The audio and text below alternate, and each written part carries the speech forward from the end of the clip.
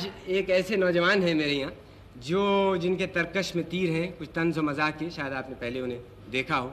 आइए मिलिए उनसे, मुइन अख्तर साहब।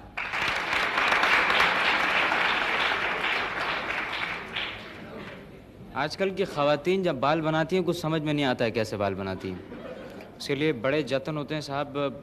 पुरानी एक खातून थी बेचारी, बहुत पुराने वक्तों की, तो उन्हें मैंने बाल बनाते हुए देखा।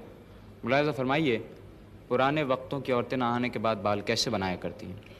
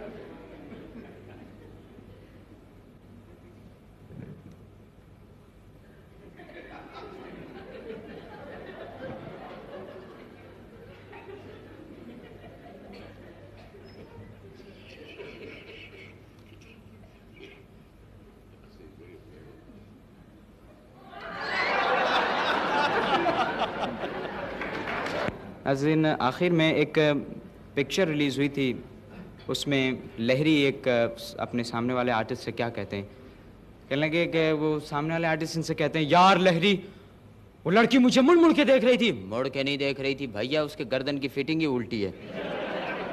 लड़की कहने लगी आप मुझे जलील कर रहे हैं। अपनी तरफ से तो पूरी कोशिश कर रहे हैं, अब आगे आपकी मर्जी। लड़की कहने लगी नॉनसेंस, इडियट, जाहिल, गंवार, बदतमीज। आप तो ऐसे चिल्ला रही हैं जैसे मैंने आपकी दुम पे पैर रख दिया हो।